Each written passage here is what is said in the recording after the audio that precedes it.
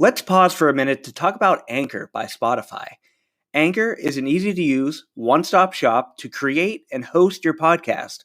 When we started making Sleeping with the Numbers, we used other hosts first that forced us to manually upload to Apple Music, Spotify, and Google Podcasts. But with Anchor, you simply upload to a single spot, and it distributes it automatically to all of these locations. But that isn't all. With Anchor, you can easily record, edit, and even add music directly from Spotify to your podcast to make it sound even better. So if you've been waiting around to create a podcast, wait no longer, because Anchor by Spotify makes it extremely easy to do. Anchor is completely free and can be used by downloading the mobile app on iOS or Android, or even right from their website, anchor.fm. Make an account today and get podcasting. As far back as I can remember, I always wanted to be a gangster.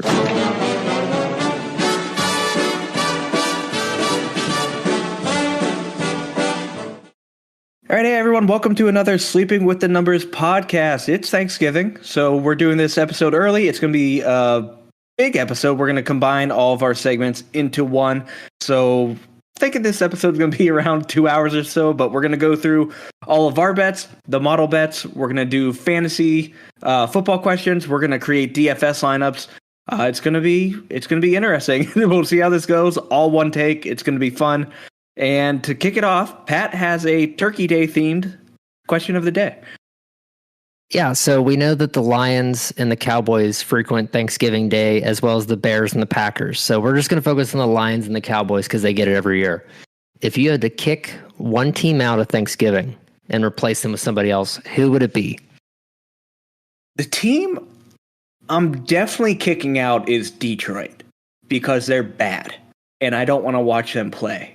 So I think it would be easy to kick them out. And like you said, they're the most frequent team to play on Thanksgiving. They have played 81 times on Thanksgiving Day. And the next closest, again, of course, as we know, Dallas at 53. So Detroit, you've had your time. It hasn't gone well for you. You're 37-42. You're still not good. I'm going to kick you out. And for who I would replace them with, it's really easy to be a homer and say I would love the Steelers to replace them. I'm not going to do that for a couple reasons. I think we're also on the downtrend. We're not looking great, so I fear for the next few years, and I really don't want us in prime time showing that off. So if I had to replace them, I think some interesting teams that could be in there right now are the hot team in the NFL, probably the best team in the NFL, the Arizona Cardinals. I think it would be really interesting to have them going here. They haven't played on Thanksgiving since 2008. And when they have played, they haven't done very well. They're 6-15. And somehow there's a lot of ties on Thanksgiving. But they haven't played in a while, and they have not played while they were very good. And right now, that's probably the best they've been ever. I think that might be kind of safe to say. But I would replace them with Arizona at the moment because going forward, they have quite a few good years left and their future looks bright. Yeah, I think that's a great pick. And I think just for the sake of conversation, I'm going to argue against taking Detroit out because I think that Thanksgiving might be the only thing the Lions have to look forward to. So I don't think it's fair for you to take that away from them. I'm probably going to kick out the Cowboys. And the only reason is for my spite of Jerry Jones and the entire image of America's team. I think that Dallas is good, but I'm tired of hearing about Dallas. I think that it's time for somebody else to get some recognition. And I think that for me, I don't know if I would replace them with one specific team. I like the Cardinals. That was probably who I would have picked had you not said it. But I think to make it fun, I would like to see a team that also represents the Lions. And I think, Jacksonville would be a great choice. And I think you said it earlier before we started recording, they've never played on Thanksgiving. So why not give them an opportunity to sort of have a tradition? Because it's not fair that, Dallas gets this tradition. And in reality, they're not really deserving of it. I mean, they're 31-21 and a tie in their history. So they're not dominant on Thanksgiving. But I don't think it's fair that, just because they're the Cowboys that they get to stay there when in reality, they haven't really earned their keep.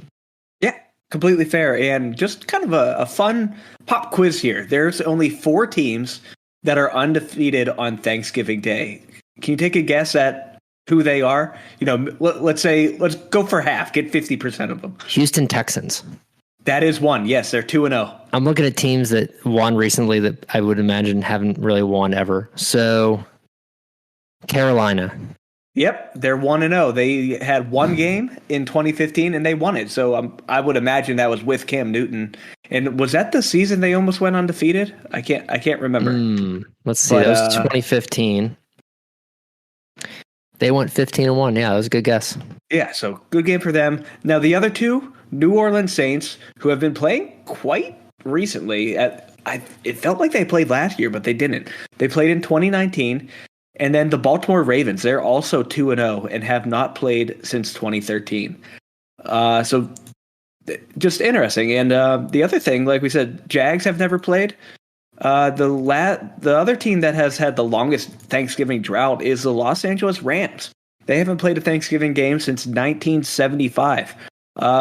I think that's also a solid pick to replace because, like I said, they're looking good and they got quite a few good years ahead of them. Just looking at their team at the moment. But we got a lot of games to get through, and the games we start with are, of course, the Thursday night games. And it's not just Thursday night. It's all day, Turkey Day, Thanksgiving football we got here. I wish I could say we have some great matchups, but I don't believe that's true for quite a number of reasons. But one thing I do want to say here is all of these games we will be betting on, and we are going to be donating our profits to Austin Pets Alive here in Austin, Texas. Austin Pets Alive is a no-kill shelter that I'm pretty familiar with. I've dropped a couple strays off there before, but they are just a fantastic shelter, not just for dogs. They have cats there as well. And for Thanksgiving, and I would love to do this in perpetuity, but I would like our puppy picks to start kind of getting into that donating spirit and have it not just be, a fun little segment we do, but actually have it benefit something. And Austin Pets Alive is a fantastic charity down here in Austin, Texas. So the first game I'm going to kick it off, and like I said, these games are awful. So we're not starting off great. So first matchup is going to be Chicago against Detroit.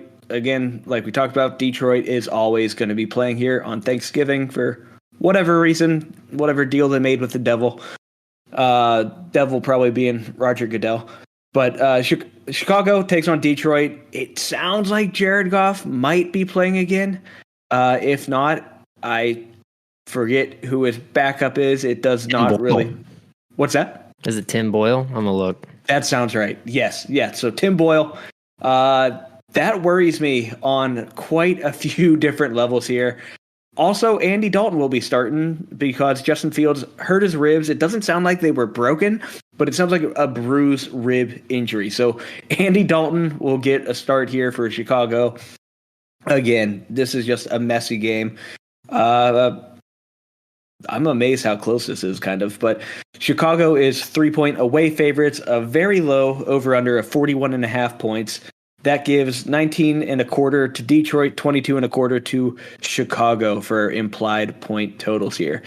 So, in this game, Pat, there are some fantasy options. We got pretty much the running backs, DeAndre Swift, and then David Montgomery, of course. But Darnell Mooney had a fantastic week this past week, with Andy Dalton. So, are there any guys that you're super confident playing in this matchup? Well, that's what I was going to look at is honestly who's available for the Lions. And I need to pull up the injury report or whatever's available right now. But while I'm talking, my main concern is really offense in general, because if Tim Boyle does start and Andy Dalton does start, it could be much lower than 41 combined points. But I think for starters, without really looking, I would consider playing Andy Dalton. Like if you really have to. I don't think it's a horrible idea. Like you said, Darnell had a really good game last week, and I'm not really sure if Allen Robinson's slated to play. But for me, the Lions are trash. So I think it's worth a try for sure. Yeah, and maybe we talk about Andy Dalton down the line here when we're making our DFS lineups. But Dalton and then Mooney seem to have a good connection. That's good. Allen Robinson might be coming back this game. And then didn't Marquise Goodwin? I think he also got a touchdown. He did. He put up 20.4 points against Baltimore, so that's not really an easy task. But he did quite well. 8 targets from Dalton. So yeah, I think I'm comfortable now. We are a sports betting show, so I think I'm comfortable taking the Bears to win and cover in this situation, no matter who's starting under center. Do you agree with that? Yeah, I think so. I would say the only thing that I would have an issue with is, in reality, if the Lions just decide to blitz the crap out of Andy Dalton, just give him a rough time, or the exact opposite happens. Andy Dalton does really well, and the Bears get out early, and they just kind of run the ball, and he doesn't really have to do anything. But I agree. I think the Bears will win for sure. I don't really think the Lions pose any threat with or without Jared Goff. And it doesn't seem like anything's going to happen with DeAndre Swift. So I would also consider starting DeAndre Swift if he's definitely a go for the game. Yeah, and really any type of PPR, I think Swift is a good move. And to your point about, just getting off to a hot start and then running the ball, Montgomery's look great. And then Detroit is giving up the 3rd most fantasy points to running back. So again, fantastic opportunity there for David Montgomery. Herbert had his time in the sun, and once Montgomery came back, he's got nothing. He goosed you last week. I don't think anyone played him, but so I'm taking Chicago to cover. Pat, sounds like you're doing the same. Yep. Awesome. And then the model will be taking Chicago to win, but Detroit to cover. They think it's going to be a semi-close game. Next matchup here, and one I was excited for, but it sounds like some injuries are really going to take their toll on this game. So Cooper is going to be out because he's unvaccinated and is on the COVID list. And because it's a Thursday night game, he doesn't have enough time to pass all of the tests that need done on him before he can play. So Cooper's going to be out again. And then CeeDee Lamb was concussed. He has a chance to play here if he passes all of the requirements for the concussion protocol. But we might be looking at a Michael Gallup starting wide receiver 1 for the Dallas Cowboys. And again, let's roll this into one thing. Fantasy output. Is Michael Gallup worth throwing in your lineup as a wide receiver 1? I'm going to say no. I think if anything, the targets will go to Dalton Schultz or I don't know. I don't really see. Dak played like crap last week, so I don't really know if I trust Michael Gallup. It could be very random. Is Cedric Wilson going to play this week? Because he's also been very random and being productive. Okay, then I'm not going to play Michael Gallup.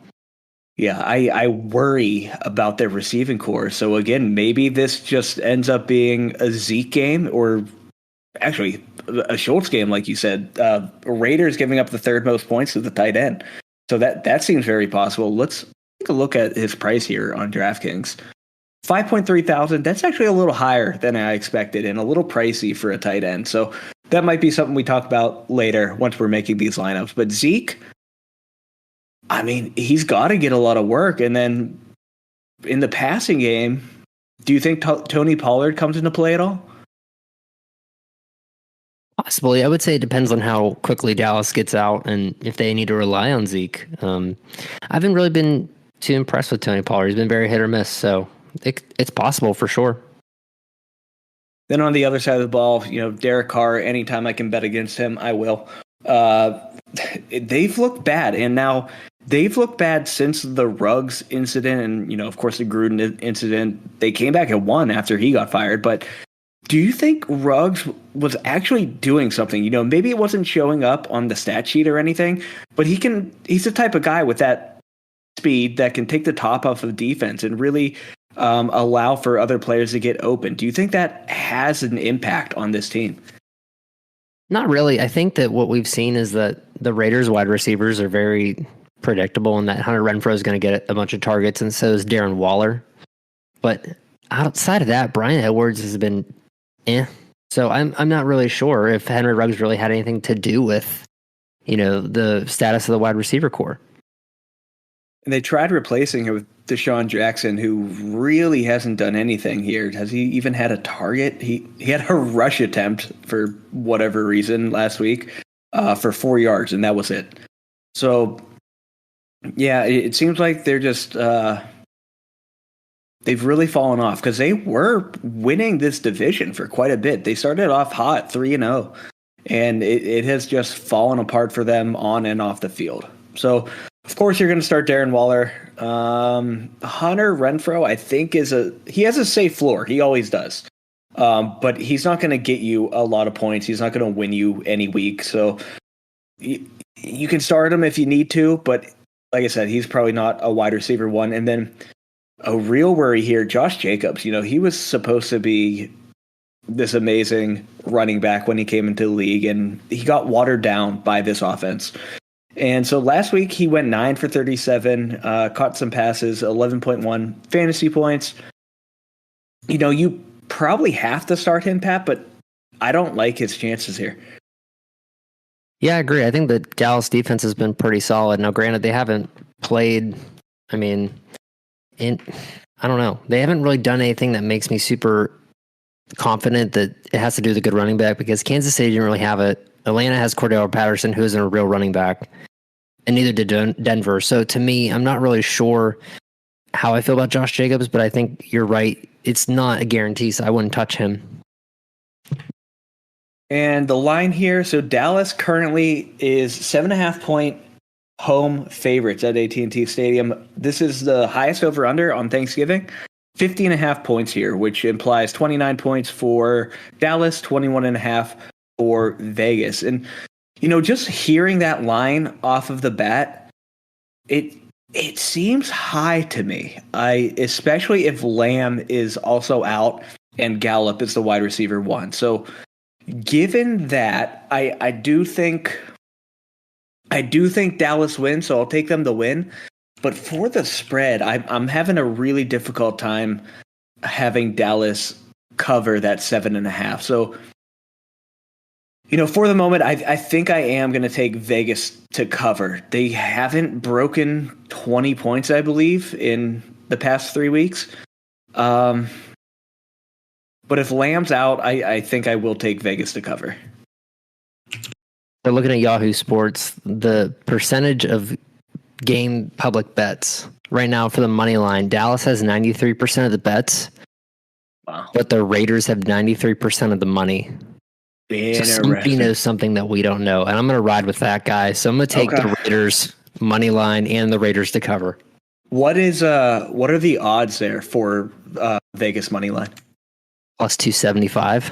That ain't bad. Okay, interesting. I like it. Yeah, is not like I said. Obviously, I'm not too confident with that spread. It just seems like a lot. Yeah, and I feel like this could be a trap game for Dallas. I don't know why I feel that way, but I wasn't impressed with them last week. So if this was a paper matchup, I would pick the Cowboys, but it's not a paper matchup. And Thanksgiving is they always try to make entertaining games, and you can say what you want about the storyline, but I think that the Raiders do have a realistic chance to at least be competitive. So I'm going to take them for both. And then the model is going to be taking Dallas to win and cover. Just an update on how we all did this past week. We were all profitable. The model, myself and Pat, we were all profitable last week on our picks. The model went 9-6 on the money line, 10-5 on the spread. I went 10-4 on the money line. Notice we did one game less because we didn't do the Thursday night game. And 9-5 on the spread. Pat went 9-5 on the money line, 8-6 on the spread. So if you tailed any or all of us, congrats. You got some return on that week. And Pat, to me, I'm really starting to trust the model more and more with each week that passes. Of course, there's some games or matchups that will have some crazy injury or something like that the model doesn't know about. But if everything else is normal, I really am starting to trust this model as it has been profitable over the past few weeks. Yeah, and like you said a couple of weeks ago, we started performing, some of the bigger names like Odd Shark, and to me that makes it obvious that, we're in the right direction for sure. So I definitely do trust that the model is starting to realize, outside of the things it can't control, when quarterbacks sit or are hurt or whatever, it's pretty accurate. And then the other thing I think really helps us here is the getting rid of the over-under bets, because we started to notice that trend that it was just too on the fence about the over under. So once we remove those, it has performed a lot better. Losing a lot less money here. Final matchup for Thanksgiving, the Buffalo Bills, who have not looked great, take on the Saints, who also have not looked great. So final matchup of the night, 8:20 p.m. Eastern start time. Okay, the Bills are minus 6 point away favorites at the moment. Over under 45.5 points. Pat, what happens in this game? Josh Allen goes crazy and has a redemption game. It always happens. I don't know what's going on with Buffalo. I think that teams are starting to realize that their run game is trash.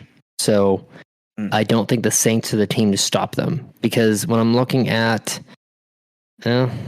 maybe I'm wrong, rushing yards against for the Saints is 89 yards, but also I'm trying to think about who's in their division. Christian McCaffrey wasn't really available. So outside of that, I mean, Leonard Fournette doesn't run the ball a whole lot. Cordell Patterson doesn't really get rushing yards. I don't know if the Saints have really played teams, because they played a team without Derrick Henry, played the Eagles. They haven't really played anybody to rush against. So to me, that's not really a good statistic to follow. So I think the Bills can redeem themselves. I don't think it's going to be a blowout, but I think that they'll right the ship. Okay. Yeah, and that was something we've talked about in the past after they lost to, the hell they lose to? Jacksonville. Okay. So Josh really, Allen, if they play a bad team, they just lose. It seems like a Pittsburgh thing. We do that quite a bit as well. So, all right. So it sounds like you're confident in Buffalo to win. You confident in them to cover the 6 point spread? Absolutely not. Okay. Buffalo, New Orleans, and I think I'm there with you. I'm going to follow suit. I'm going to take Buffalo to win as well. New Orleans to cover. Just kind of playing both sides of the field here. Model, however, is going to take Buffalo to win and cover. So, let's get into some of the stats of this game. Looking at the overview, Buffalo, they're averaging the highest amount of quarterback points per game, number 1 in the league. The Saints are giving up the 7th most fantasy points to the quarterback position. Running back, you said it perfectly. They're not good at running the ball with the running back. If they run it with the quarterback, they seem to do just fine. They're only able to put up the 21st most points to the running back, or for the running back position. New Orleans giving up the 28th most. In other words, they're giving up the 5th least amount of points to the running back. So I don't expect a good game for Moss or Singletary, or for some reason Matt Breida got worked in last week. But wide receivers, however, Buffalo, 3rd most points to the wide receiver position. Saints giving up the 9th most, and which is really interesting to me, because anytime people talk about the Saints, they're like, Marshawn Lattimore, he's going to cover and he's just going to shut down these wide receivers. That's obviously not always true if they're still giving up the 9th most points, unless that, of course, means, the guy Lattimore isn't covering is just going off. So let's pretend that's the case. I don't expect Diggs to get shut down, but let's say he does. Who's the next wide receiver up? Beasley, Sanders, Gabriel Davis, Isaiah McKenzie? Who would you have the most confidence in? I think for me, Emmanuel Sanders has the highest ceiling, but Cole Beasley usually has the highest floor. I think if I'm just going to pick one, I'm going to go Emmanuel Sanders, because he's had some boom or bust games this entire season. And to me, I don't see that being the case with Cole Beasley or McKenzie or Gabe Davis or any of those guys. And actually, you didn't name probably another good option is Dawson Knox, who's finally back. Yeah, very good point. He's back. He saw 10 targets last week, caught 6 of them for 80 yards. Maybe I'm going to take him. I changed my mind. Yeah, I like that a lot. And looking at his salary here on DraftKings, 4.4K. I have a feeling we're going to be throwing him in some lineups. So that'll do it for the Thanksgiving games. Like I said, we will be betting on those, donating the profits. And you can follow our puppy picks to see how those go. Moving on to Sunday, we have a NFC South matchup. Atlanta Falcons take on the Jacksonville Jaguars. I don't know. I feel like this game can get out of hand. So, are you looking at the line right now? Unfortunately, yeah. Damn. Okay. So Atlanta is favored by half a point. I don't think I've ever seen that. It's usually like 1.5, or it's a pick 'em. I've never seen a half a point spread. So that's really interesting. And when you say that half a point doesn't matter unless they tie. So I'm curious on the statistics for betting a spread like this, because just based on that, I would take Jacksonville just for the hell of it, just to get that extra half a point. But at the same time, no, because it doesn't matter. It does not matter unless they tie. So it's a useless spread. You might as well just bet the money line, correct? Yeah, but to me, that I don't know. The odds makers know what they're doing. They wouldn't have put that in there unless there was a high percentage chance of a tie. And to me, I don't know what they think the tie is going to be, because looking at the past 3 offensive games for both teams, I mean, Atlanta got 25 points, but then they went 3-0. And the Jags went 6-17-10. Do they think it's going to be like a 10-10 tie or something like that? Like what?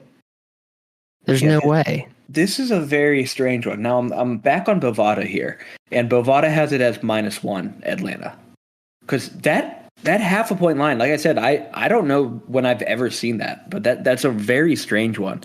And if your book does have it as half a point, just bet the money line. I feel Jacksonville's here at even money, Atlanta at -120. Yeah, that's super interesting to me, and not something I've seen very often. 46.5 point over under. I feel like it's going to be the under here. I understand both defenses really aren't great, specifically Atlanta, but we've watched Jacksonville kind of perform in the past, and it's hard to watch them move the ball. So, Pat, who do you have winning? Probably an unpopular pick, but I'm going to take Jacksonville. So, Looking at the stats, points. Oh, geez, I don't know. Points against Atlanta's in 31st. Points scored, Jacksonville's in 34th. So this is going to be a horrible game. But I think I'm going to take Jaguars because they've been a little bit more productive on the offensive side. Atlanta hasn't. And I don't know what the problem is. I don't know if teams have figured out Cordero Patterson or what, but Kyle Pitts has been a bum. I just don't really trust Atlanta's offense right now. And Trevor Lawrence isn't that great out of it, but at least he has James Robinson, who's a competent running back. And to me, when you're playing against a team that is 25th in rushing yards against, I'm gonna assume that James Robinson's gonna have a field day. So I think I'm gonna take the Jaguars. Yeah, I think that's absolutely fine, and I tend to agree with you. If we go and look at the public betting, 75% of the money for the spread is on Atlanta, so only 25% on Jacksonville. So, when it's this close, I think that's a fun way to kind of make your pick. And I like Jacksonville here,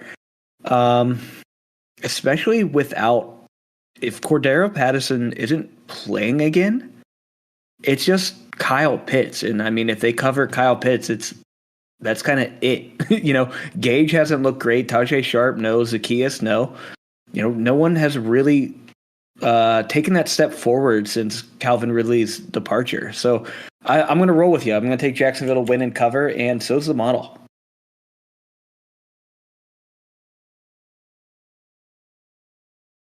Another just fantastic matchup. This week's annoying. The New York Jets are taking on the Houston Texans, who are apparently good because they can beat the number 1 team in football. So back. What's that? It's because Tyrod's back. That's true. He looked good. He did. And so I had a dilemma, Pat. I had Lamar Jackson on one of my teams, and obviously he did not play. So I had a choice. Do I take Ben or do I take Tyrod? And I ended up taking Ben, which thankfully ended up being the right choice, but it felt gross at the time.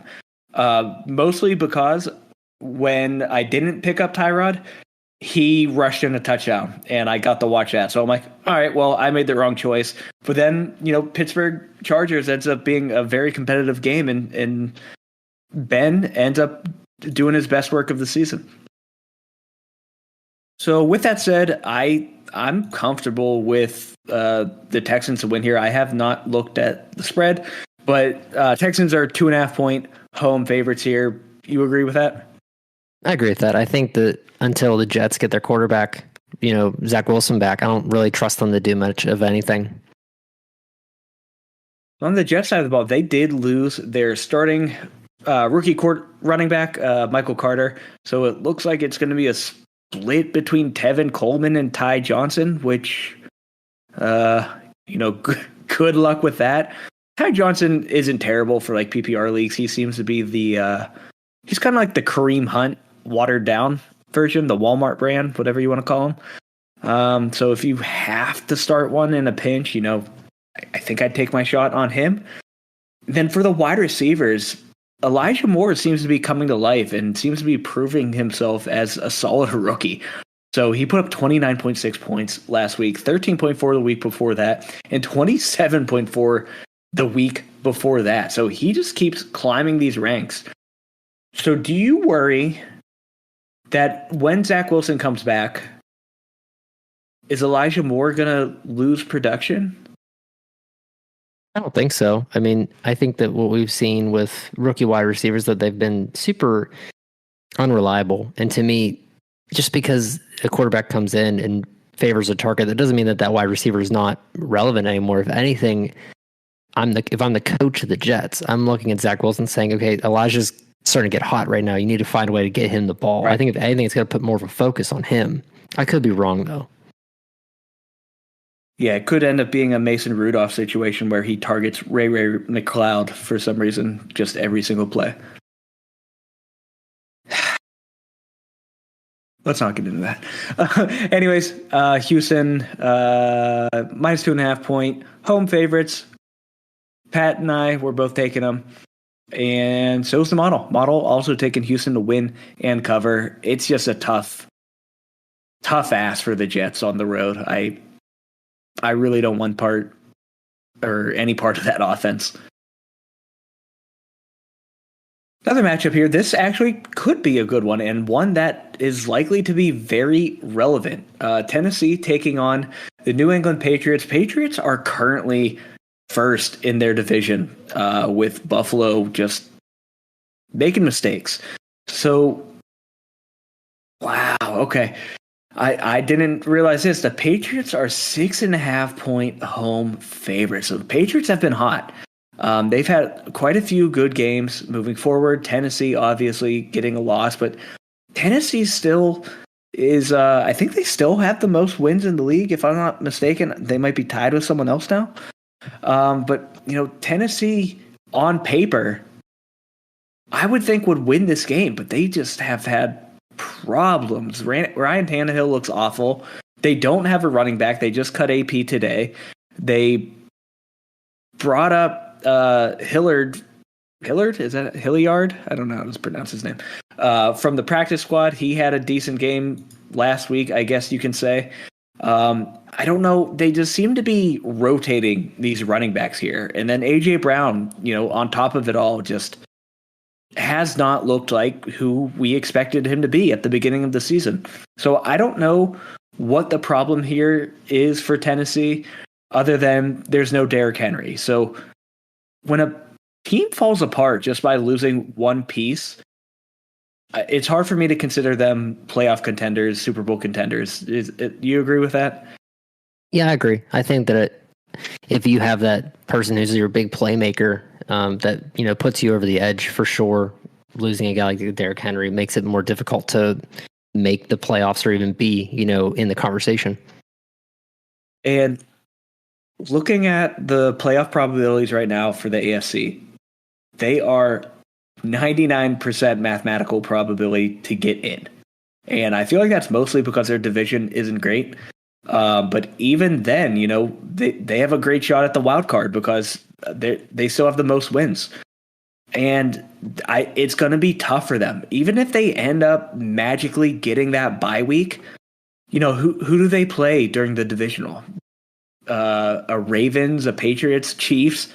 Every single one of these teams that are currently in the playoffs, I think, would beat the Titans. Let's put that to the test here and see if you agree. I'll start at the bottom here. Chargers.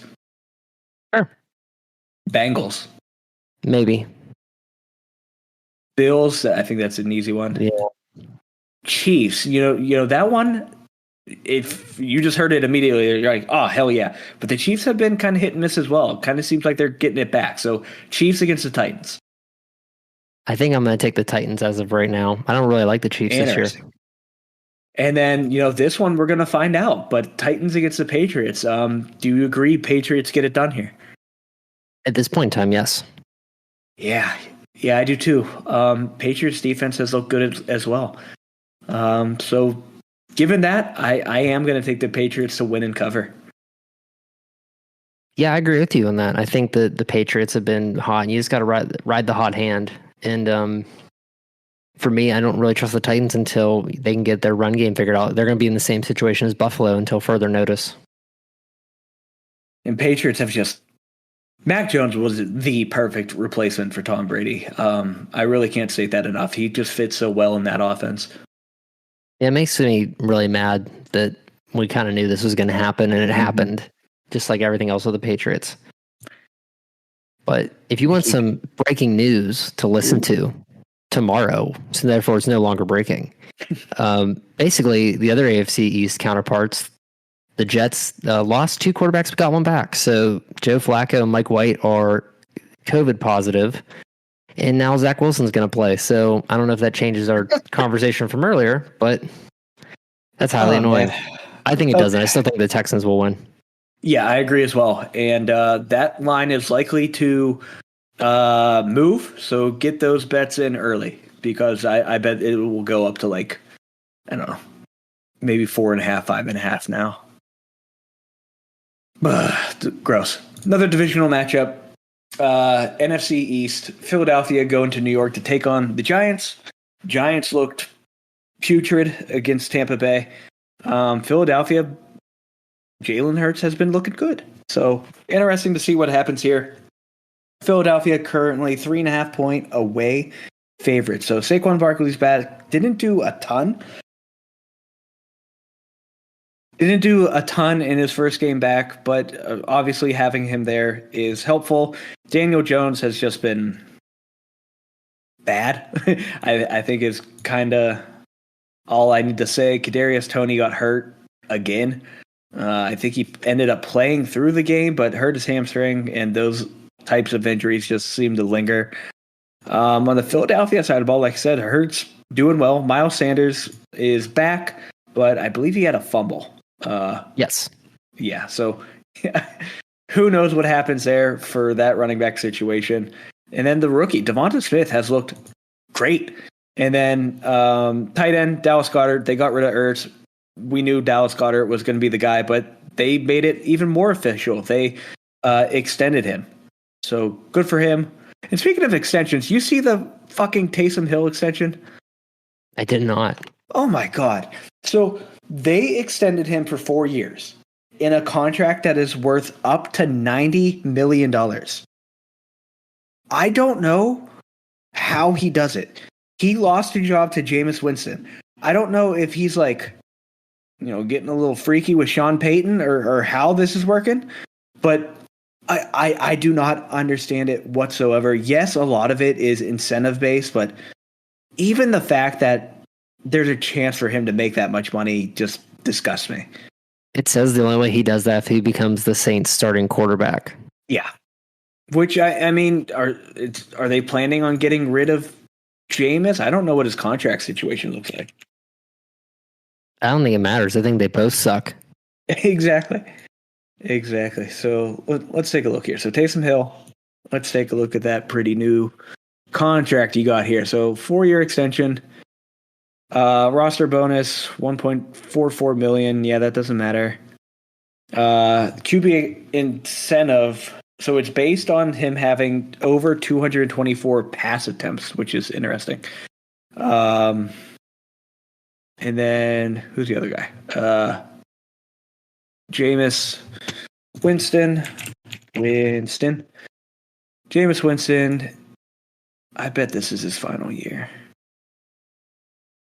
Okay, so nope, his contract ends in 2023, but they're paying him nothing to be on this team. So if they cut him next year, they're saving some money. Only $3 billion in dead cap, and at that point, I don't think they care. Yeah, I don't know what they do. You think they draft someone? I would. I don't know why you would. To me, this doesn't make sense because Taysom Hill is 29. He's 31. Well, I can't look at anything. What has he done this year? I don't really understand.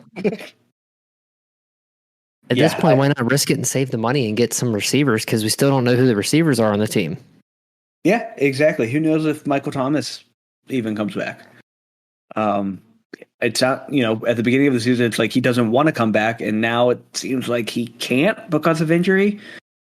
But who knows? It is a mess down there in New Orleans.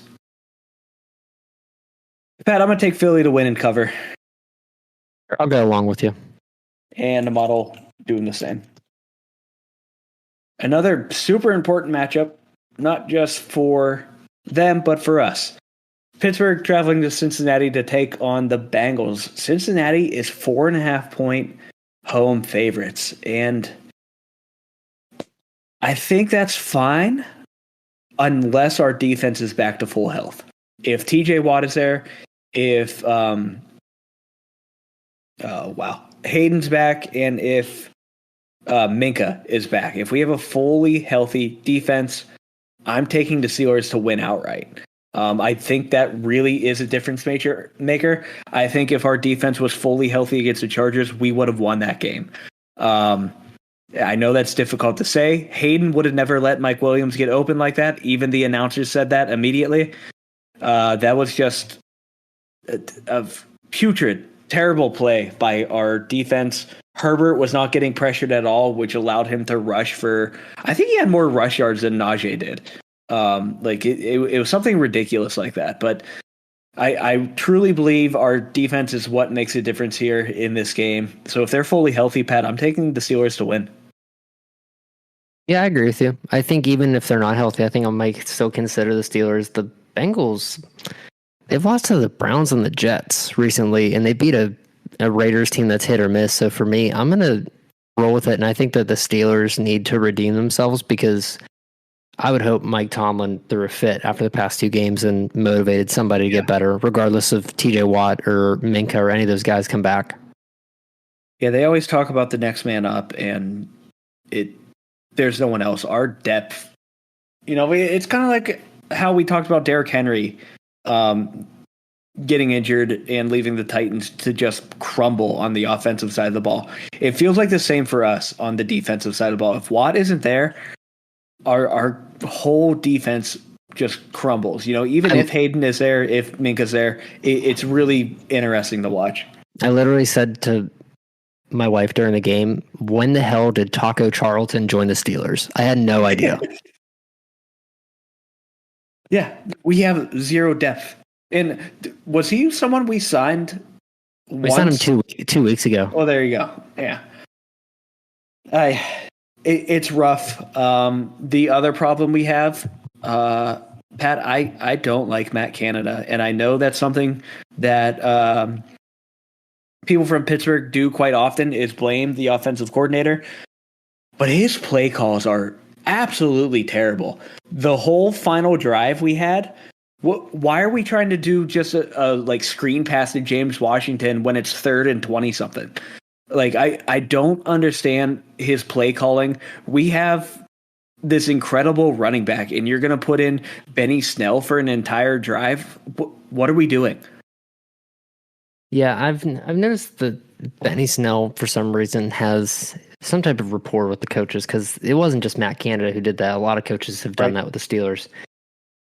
I mean, I kind of agree. I don't necessarily think he's putrid, but I do think that there's definitely a disconnect, and I think Ben needs to, for whatever reason, take control. And I think where he's losing his ability is you kind of tell the offensive coordinator to screw it and just chuck a deep ball and it works. Yep. He can't do that anymore. So I think he needs to kind of reevaluate, if I'm going to take control of the game, how can I do it the best way possible? Because right now, throwing little short passes isn't going to work either. Right. And we've seen that in the past with Ben. There's been times where he'll do a hurry up offense and he'll drive us down the field. Every play call, perfect.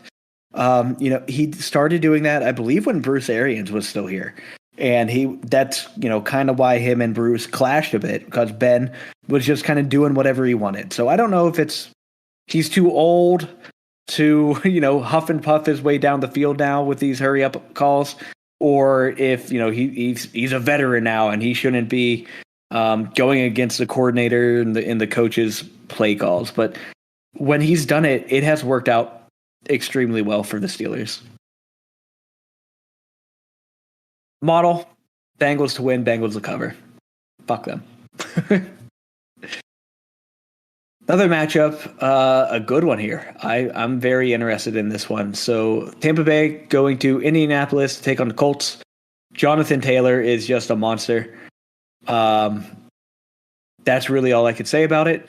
But Tampa Bay coming in, and Tampa Bay is 2.5-point away favorites. And this is just such a difficult one to kind of piece together here. The Colts have been kind of on and off, and I've discussed how I felt about Carson Wentz, but it's very hard for me to bet against them in this matchup. So I won't. I'm going to take the Colts to win it and cover here as the underdog. I'm just really upset for the first several weeks of the season. You tried to make fun of me for Carson Wentz, and how he's still not good. No, no. Jonathan Taylor did it all. He just beat the Super Bowl champion Tampa Bay Buccaneers. So I'm just going to leave it at that. I don't think so. I think that Jonathan Taylor is playing out of his mind, but these are the games where, for some reason, Tom Brady redeems himself, and I'm going to take Tom Brady to come back and win. And I think it's going to be probably a high-scoring game. So I'm going to take the Bucs to win, and I'll take the Bucs to cover too. And I'm probably going to take the over if I were to bet that. And just to state what that is, it is 51.5 points. So, yeah, I could see this being a shootout as well. I think both sides of the ball here on offense are just very powerful. I don't know if AB comes back. I doubt it. It sounds like he's probably out another week. But even if he comes back, that's just another cog in the machine that is the Tampa Bay Buccaneers offense. And the Bucs defense is number one with rush yards against. Now, they haven't played Jonathan Taylor, but I think that will make a huge difference. Yeah, that's fair. That'll and on the other side of the ball, the Colts give up the third fewest points to the running back position. So both very good at covering the run here. So it might just be all the wide receivers, and I think Pittman's kind of coming to his own here as well. And then, so you said Tampa Bay to win. You taking them to cover the was it 2.5 as well? Yes. Okay. And then the model is going to take Tampa to win, but they're taking Indy to cover.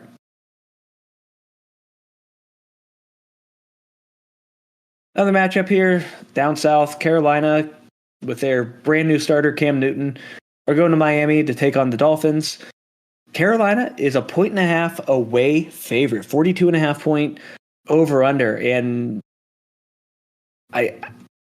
man, that's a low over under. And I think both offenses are decent enough to get that. But I think really what is driving this over under to be so low is just how good Carolina's defense has been. Just to kind of read off their stats, they give up the 27th most points to the quarterback, 29th to the running back, 26th to the wide receiver, and 22nd to the tight end. So just all around very difficult to beat this Carolina defense. And, it's not something that, they might be flying under the radar a little bit because they are losing games. But it could be because of the offensive side of the ball and not so much the defense. Any thought on that? I'm not really sure. I think for me, Carolina's main issue is sort of what we talk about with Buffalo, except a little bit reverse, right? So you obviously have Christian McCaffrey, who's a stud, but outside of DJ Moore, who's your wide receiver? I mean, I don't really think they have any type of passing attack. And to me, I think that's been the main concern. Sam Darnold had to take control of the games, and he couldn't do it. He kept throwing picks. So if you can't do that and you don't have Christian McCaffrey at the point in time, I think you got to rely on your defense. So I think to me, their offense has been the main liability, and they really haven't played that many good defenses because Washington's not super good. Arizona's okay. New England, I mean, they're very hit or miss. They're very conservative. Atlanta stinks. New York Giants stink. I don't know. I think the defense is definitely where it's at for them. And I think that even with Cam Newton now and CMC back, I just don't trust Carolina to do anything. Cam Newton, does he get a rushing touchdown? I think it's a safe bet. I mean, in reality, I think it's more than likely to happen. I don't know if he's going to throw a passing touchdown, though. So currently, for Cam to get at least one rushing touchdown is at minus 134. So back to sports betting, I'm taking Miami to win and cover. I think I agree with you. I think I'm going to take Miami to win and cover. Cool. Yeah, Tua hasn't looked terrible. Gaskin, whatever. Waddle has been decent. Gesicki, I think he's back into it after putting up a terrible goose. He put up 10 points last week. I just don't. I think Cam and CMC are fine for fantasy, but real world football, I don't really care. They're good for fantasy because they're ball hogs. That's really what it is. But yeah, I think they lose this one. Does Miami still have a shot? Well, technically nobody's out of playoffs yet, but what are the Dolphins' chances? 3%. 3% chance of playoffs. What about Carolina? I'm curious about that as well. Carolina has 14% chance at making playoffs. And then the model is going to be taking Carolina to win and cover. Another divisional matchup here for the AFC West. Yeah, AFC West. Denver taking on the Chargers at home. Denver is 3-point home underdogs. Pat, that line seems small to me and makes me easily take Chargers to win and cover. I agree with you. I think for sure that Los Angeles has shown they have the offense capable, even if they're playing a bad Steelers defense right now. I haven't been impressed with Denver, so I think you're right. Losing to Philadelphia, I mean, they beat the Cowboys, but the Cowboys have shown us they're hit or miss. And then they lost to Cleveland and Vegas. I think the Chargers right now are going to keep momentum from the game and definitely win and cover. Yeah, I like that. 3 points just seems so small. You're betting on Teddy Bridgewater, Melvin Gordon, and who? Tim Patrick. Jerry Jeudy, Tim Patrick. I just don't see it. Chargers offense is just very powerful. Their defense has been solid as well. And, I'm going to toot my horn here a little bit. Last week when I did the fantasy episode, there were quite a few questions about starting Chargers players, Herbert and Mike Williams kind of specifically. People were worried about it because they see that Pittsburgh Steelers name and they get scared, which, makes me feel good. But it wasn't the case, right? Because we were just injured everywhere. So hopefully people listen there. They started Mike Williams. He got great, that game-killing touchdown at the end, and then Herbert as a quarterback won. So 2 great picks there, and I kind of feel like the same is going to happen. Even with a solid Denver defense, I don't care. I just think the Chargers are that much of a better team. And they're playing for the division still. This this is probably a very important game. Chargers are currently in the wild card position. Chiefs somehow got back and are winning the division. Chargers at 6-4, Broncos at 5-5. That's a very close division. That is not done yet. The model will be taking the Broncos to win and cover. Gross. Next matchup here, Minnesota coming off a nail-biter win against Green Bay. They're taking on San Francisco. San Francisco is 3-point home favorites. And, we had a question of the day quite a while ago, actually, about what teams are the most difficult to predict. And at this point, San Francisco's up there for me. I agree. I mean, the Vikings are kind of hit or miss too, because you beat the Chargers, you beat the Packers, but it seems like for them they just are very inconsistent. And Dalvin Cook hasn't really been dominant, because after that, I mean, their schedule is just kind of goofy because they beat the Lions, lost to the Browns, lost to the Bengals. Like, to me, I'm not really sure what to think of them. I just feel like their defense isn't as competent as it needs to be to, be over 500 right now. And same thing with San Francisco. Like, now that Eli Mitchell's back, I mean, he's been okay, but Deebo Samuel's your only offensive threat. I just feel like San Francisco is surviving because of their defense. Because they're sixth in yards against, third in passing yards against. But takeaways, they're only 26th. They only have 4 interceptions all year. So to me, this might be an interesting game for the Vikings to see if, are they going to try to throw the ball a lot against San Francisco and hope that, they can drive down the field, or are they going to do the rushing strategy? Because right now, the 49ers are 20th in rushing yards against. So this might be a good game for Dalvin.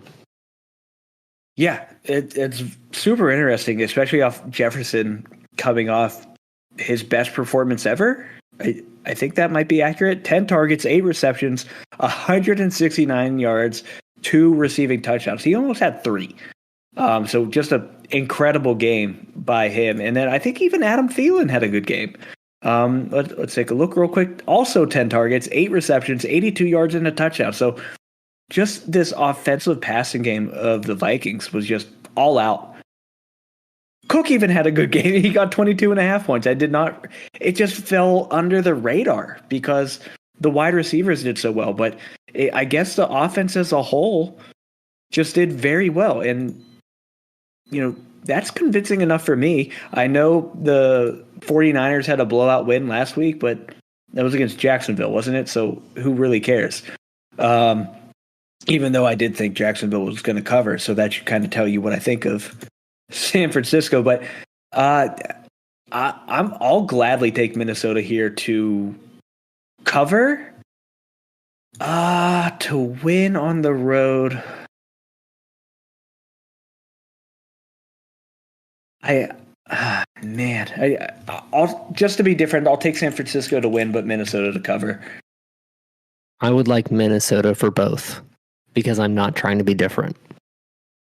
And then the model is going to be taking San Francisco to win. What was the line again?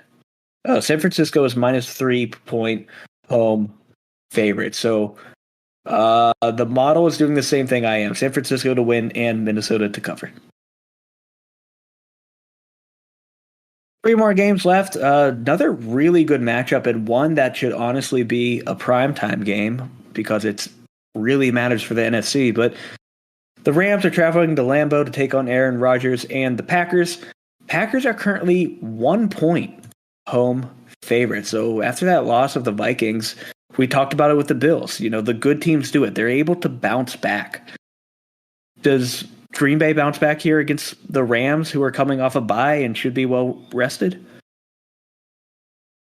I guess my first question is, does Green Bay have any pending injuries before we move forward with this conversation? Aaron Jones is still going to be out, it looks like, and Tunyon is out, but he's probably out for the season, it sounds like.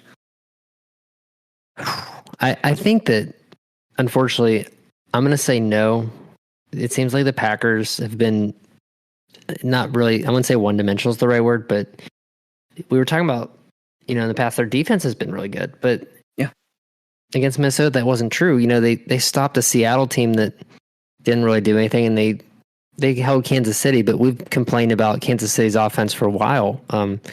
To me, I'm not really sure. Both of these teams are teams that I would expect to be doing a little bit better in terms of like not record, because we have 7-3 and 8-3, but in terms of like when we're talking about teams, like who's your favorite team right now? Arizona Cardinals.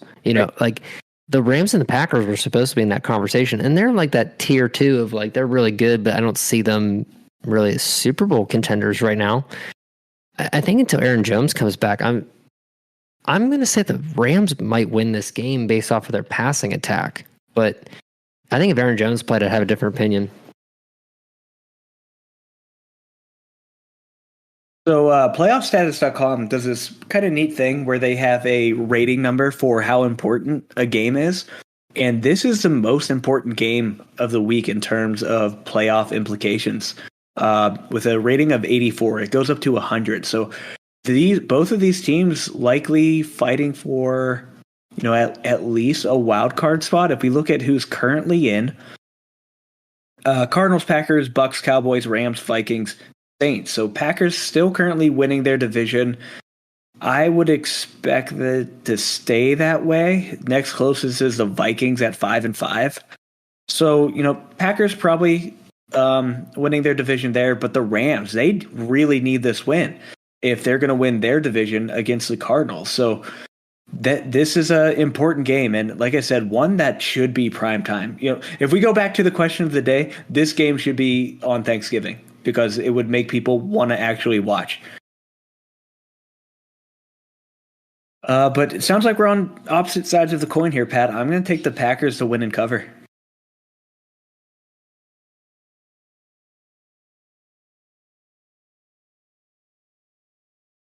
And then the model is going to take the Packers to win, but the Rams to cover.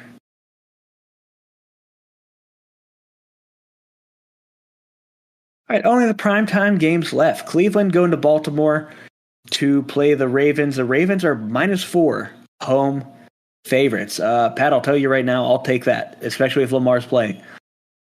Yeah, I agree with you. I haven't been super impressed with Cleveland, and I don't think Kareem Hunt is scheduled to come back this week. And until that happens, I don't necessarily think that Cleveland's offense is what it needs to be.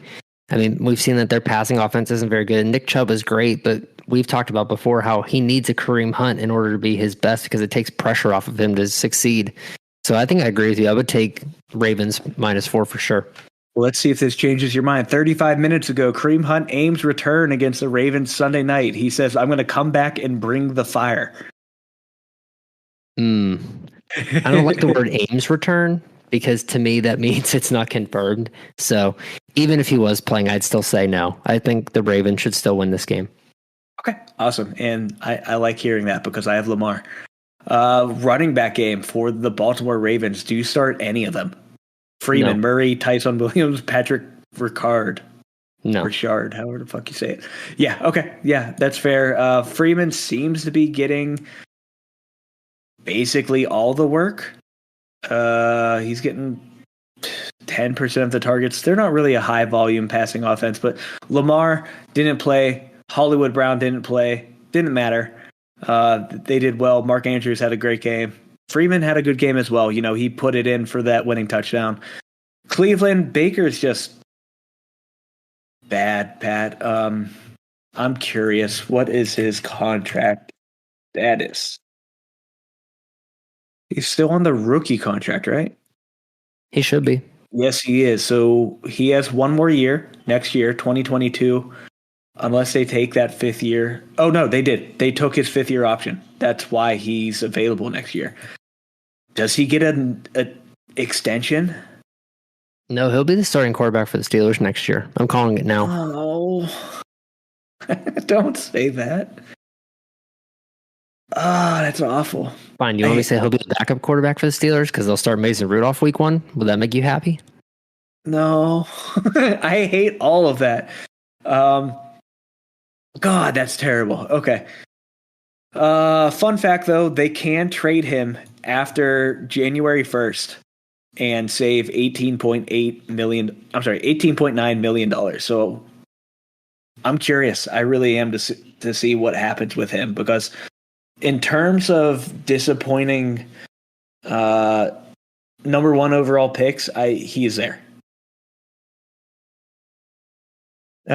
Nick Chubb is good. They don't have any wide receivers. Jarvis, Peoples-Jones play? I don't think did he play? He didn't play. So even if he did, I don't care. Tight ends, Hooper and Njoku, their entire offense is this running game. So,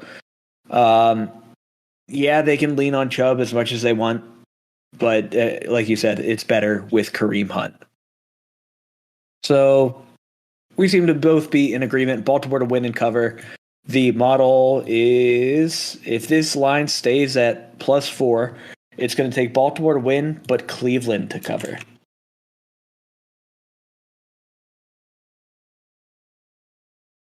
Final matchup, Monday Night Football. This is, again, another game that should have been replaced by the Rams in Green Bay. Seattle taking on the Washington football team. Both of these teams don't look good, even though Washington got a win over Carolina. Seattle, Russ has not looked his same or himself since he came back. Their running game, another team where their running game is just a mess. Alex Collins sucks. DJ Dallas isn't doing anything. Travis Homer. Chris Carson's out for the season, is going to have neck surgery. You know, in this game, you feel forced to play DK Metcalf. Washington giving up the fourth most points to the wide receiver position and the most points to the quarterback position. So, Pat, you know, you got to make a choice here. Do you want to play Russell Wilson against the Washington defense? I think so. I think for me, it's a great opportunity for a matchup. And as we've seen with Seattle, they haven't really been that great. So they might have to really push Washington, because Washington's done pretty decent the past few weeks. Even though they've lost, they were at least competitive in their past 3 games. So for me, I think it could be closer than what people think, and it might force Russ to throw even more. Let's put it to the test. Russell Wilson or Cam Newton? Oh, Russell. Oh, I'd start Cam just because of those rushing yards and touchdown. Let's go Carson Wentz or Russ. But just because of my comment from earlier, I'm at to say Russell Wilson. I like Carson. I think that he has a better opportunity to throw the ball more, but in terms of his matchup, I don't like it. Okay. Stafford against Green Bay or Russ? I'm going to take Stafford. Okay. And let's do one more here. Rodgers or Russ? I think I'm going to take Russell based off the matchup. I think Aaron's definitely the better fantasy play most weeks, but in this situation, I don't think that he's going to do very well against the Rams defense. I think they'll give him more problems than Washington will give Russell. Okay. Fair enough. So going to the sports betting world, another weird ass line. There's a 0.5 point line again. And Washington is actually favored. So let me just go to an actual sports book to get a better line here. I bet it's -1. Yep. So Bovada has it -1 for Washington, which again really surprises me. You know, I don't know how often you see Seattle as an underdog. So does Heineke and the crew, do they really beat Seattle in this situation? I don't think so. I think that, to me, neither of these teams are super impressive, but I think with Seattle, you have the better offensive weapon. Well, maybe not weapons, because Terry McLaurin's pretty good, but you have the better quarterback, and I think DK is a better athlete. So I think that Seattle has a slight advantage over Washington, but I think it'll be close. Just kind of to compare here, Washington, you know, like I said, first, giving up the most points to the quarterback, fourth to the wide receiver. Seattle giving up the second most to the running back. So Antonio Gibson, J.D. McKissick could be good plays here. seventh most to the tight end. So it sounds like Logan Thomas should be back. That might be a solid DFS play if you're doing like the showdown captain mode for Monday Night Football. But so Pat, you're taking Seattle to win and cover? Yes. All right. I just want to be different. I'm going to take Washington to win and cover. The model is going to take Seattle to win and cover.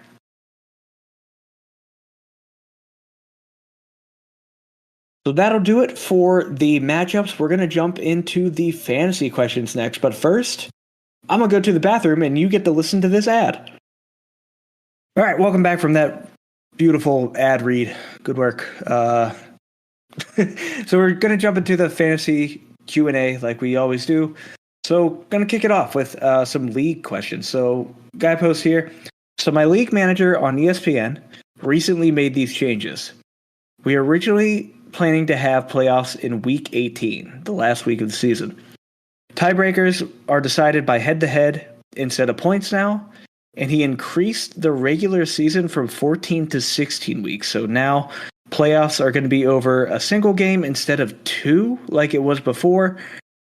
He says he's not really sure how to interpret this, as the changes in playoffs are negatives for me as someone who's at the top of the league and positive for him who's currently not in playoffs. So, how do you interpret this? One, the biggest stick out to me, Pat, is don't change settings in the middle of the season, especially when we're well over halfway. That would be my first point. Yeah, it's super shady. That definitely sounds like someone's trying to finagle their way into playoffs. Yeah, so don't like that. That should never happen. Second thing that sticks out, the final week of the season should never be part of playoffs. There's a few reasons for that. The biggest is a lot of the times games are not really competitive anymore because we kind of know the order of seeding and everything. So starting players get benched, and that's really stupid for fantasy. Let's say, a Cooper Kupp gets benched now and isn't playing because they know what seed they're in and there's no chance for them to upgrade. So they're just going to sit him because they don't want to risk injury. But now you as a fantasy manager, you're screwed because your best player is now not playing. So that's another thing that's an issue. Increased regular season from 14 to 16 weeks. By itself, that's not a problem. But again, it goes back to changing settings in the middle of the season. Just that should never be allowed. And I guess a key question that should be here that he doesn't specify, is this league for money or is this just kind of like a fuck around league? That really changes how important this is, how, you should definitely speak up and say something. But if this is a money league, something needs to be done and said, and next year you should get out of this league.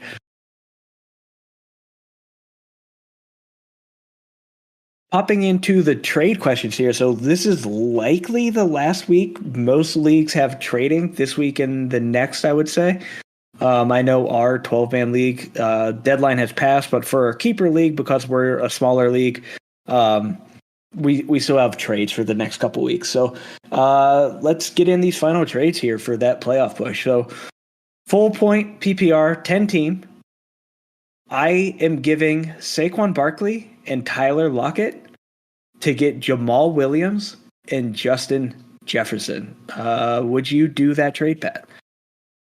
I think so. I think if it's not a keeper league, for me, Justin Jefferson's the best player right now of those four.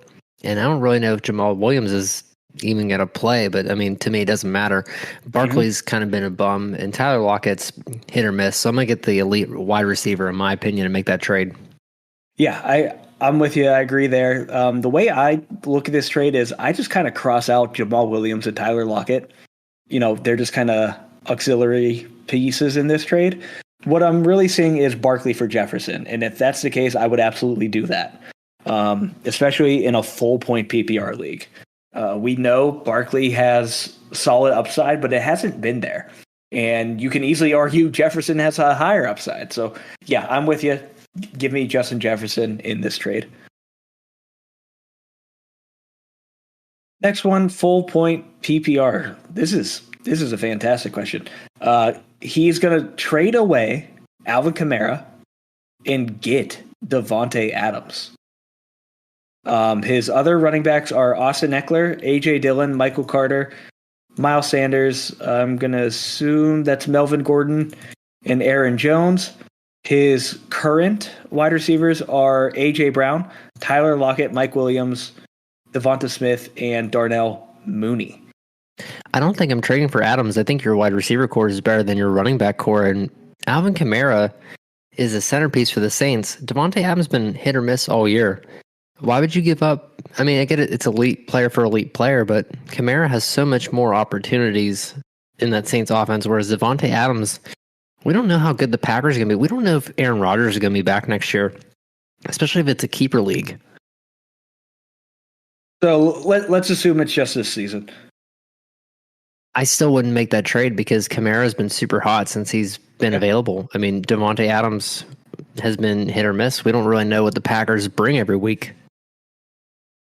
So, yeah, I don't think I would do this either. Kamara, well, just reading his running backs, how they are now. Kamara, Eckler, Dylan Carter, Sanders, Gordon, Aaron Jones. That's incredible. Like that's a really good stack of running backs there, especially when Aaron Jones comes back. The second point I want to bring up is if you get Adams, yes, that helps out your wide receivers, but you're still going to have Aaron Jones. And if you have Aaron Jones, you know, you're kind of doubling up here on these Packers, and it limits your upside because only one of them can get points on a single play, you know, unless you have some weird play where Aaron Jones passes to Devontae Adams, which very unlikely. So this is something you would do in DFS. I would not do that for any season-long fantasy format. So I know Kamara's been out the past couple of weeks, and he didn't practice today on Tuesday the 23rd. But he, like you said, he is the only player on the Saints that does anything. So if you have Kamara and Eckler on their own, that's incredible. And when Aaron Jones comes back and is healthy, you're going to be beating the hell out of people. So I would not force that trade.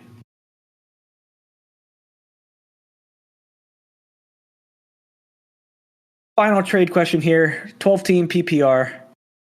Looking to give away Terry McLaurin and Kyle Pitts for Darren Waller and Jamison Crowder. Ugh. I don't know. I don't think I would force that either. Waller has not been performing to what we expected. I guess the same can probably be the same about Kyle Pitts and kind of even Terry McLaurin here. But Jamison Crowder is like a nothing in this trade. So I think the sum of Terry and Pitts is greater than Waller. I agree with that.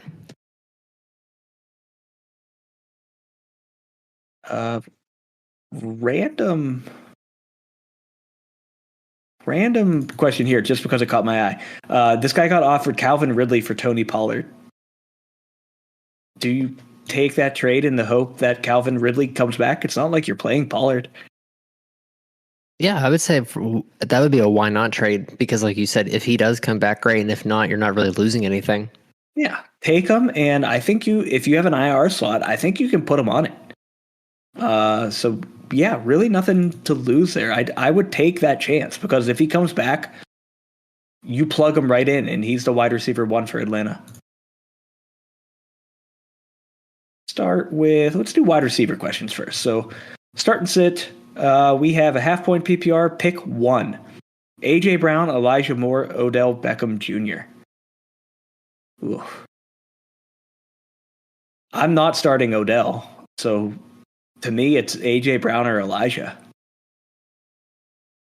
Yeah, I think for me, I'm going to take A.J. Brown just because I'm going to take the guy who's been the consistent wide receiver over his career. I know A.J. Brown hasn't been doing well the past few weeks, but I just don't trust the Jets at all, and that's really my only logic in this situation. And I think that's fine logic. So A.J. Brown has New England. That's a difficult matchup. Who's the other? Elijah Moore has Houston. Pat, I think I'm starting Elijah.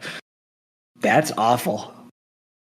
And maybe I have some bias here because I have AJ Brown on my team and I've just been upset with him. But I think I'm going to take the chance on Elijah Moore. We got another half-point PPR. Pick one. Terry McLaurin, Jalen Waddle, T. Higgins, Corey Davis, or Rashad Bateman. I think I'm going to take Terry McLaurin just on the fact that I'm hoping that game, like I told you earlier in our first segment, was I feel like it could be a good game. And I think Terry McLaurin's really the only offense that the Washington team has. Yeah, I agree. So against Seattle hasn't been scary. Waddle has Carolina. Carolina's defense has been good. Higgins has been bad, and he gets Pittsburgh. And assuming we're healthy, that he should get shut down pretty good. Corey Davis, like I said, I think Elijah would be the only Jet I'm willing to start, even with a good matchup against Houston. So to me, I'm struggling between McLaurin and Rashad Bateman. I just think he's been getting involved pretty well, and if Lamar's back, that only helps him. I think I'll go Terry. I agree with you that it should be one. It's a good matchup, and it could end up being pretty high scoring.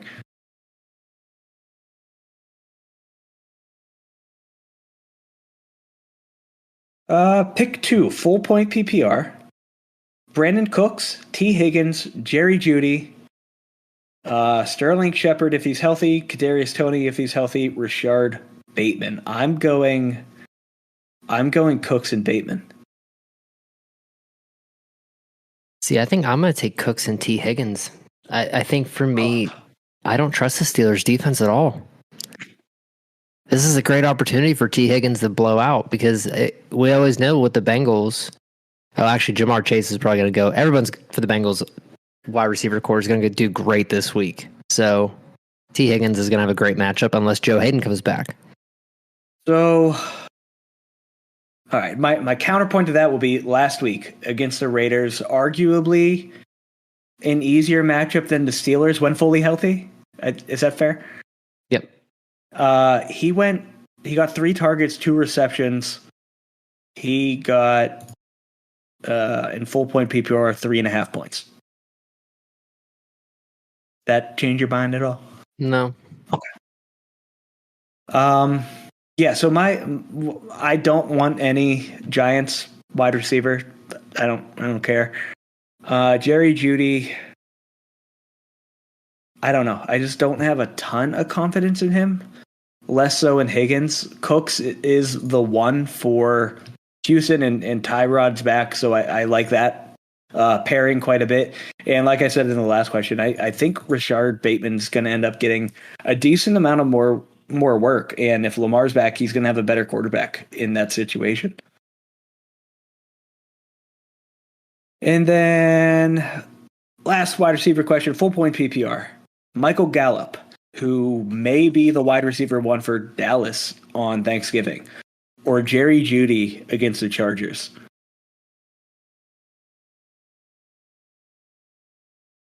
I don't know. To me, that makes it really torn.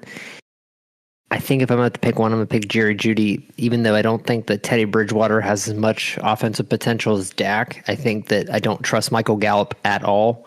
So therefore, my logic is just go with Jerry and hope that he's the receiver that's chosen this week. Yeah, so let's take a look here real quick at what Jerry Jeudy has done in the past few games. So in his past 3, he's went 11.1, 12.9, 7.9. That's not bad, and that was in full point PPR.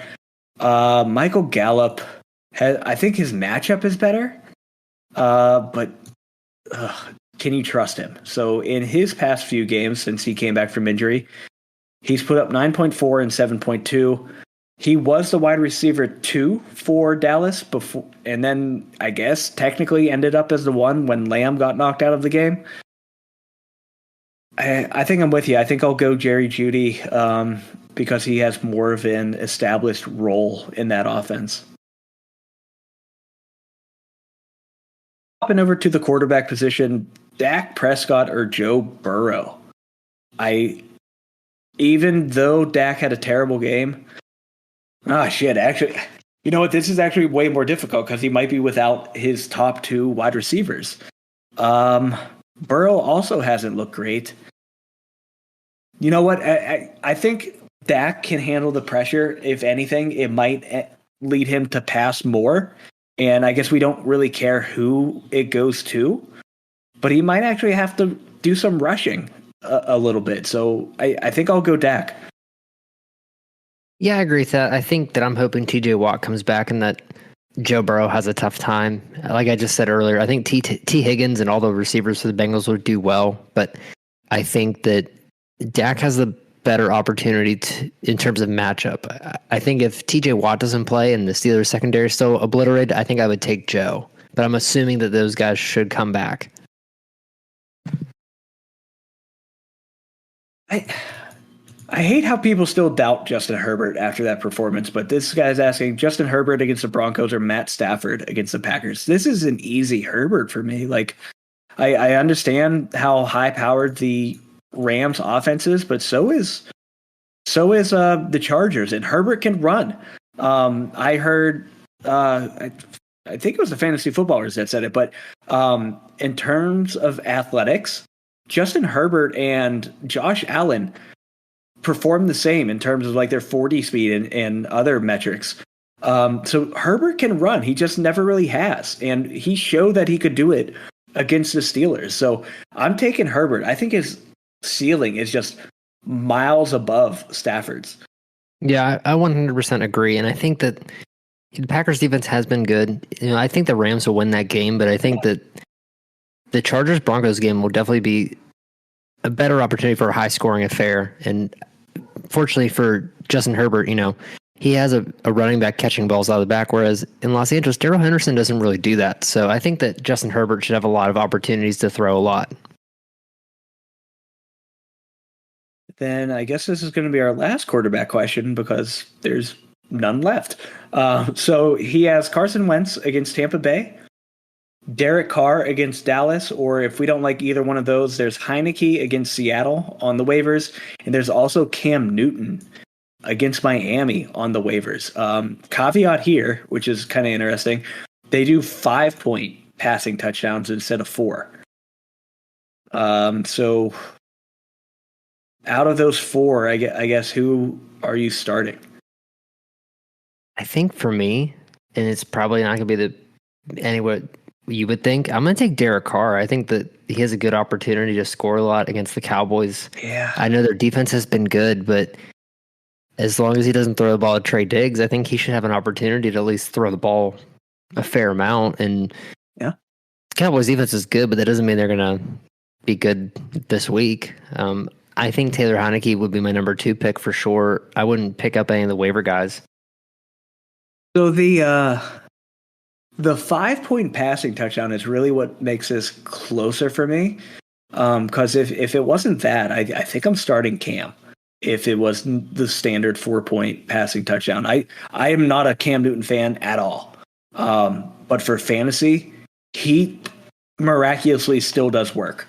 And he always has a chance to rush in a touchdown here. We talked about it earlier in this episode where Vegas has him at minus 134 to get a rushing touchdown. Like that's pretty solid because the people who are scoring on the Carolina Panthers is McCaffrey or Cam. Yeah, DJ Moore caught one, but that is not, where the probability lies. So if this wasn't the 4-point passing touchdown, did someone just come in? What happened? I got kicked out. I pressed on. Oh, okay. I got really scared. I was like, did someone join us? No recording. But yeah, that 5-point passing touchdown is what makes us closer for me. I think Wentz is kicked out here. Then it ends up being, how many touchdowns do I think Carr can pass? You say maybe he throws it to Trayvon Diggs, but that's a good correlation for him to actually end up passing more. if he's throwing interceptions and they're playing the catch-up game. So, with all that said,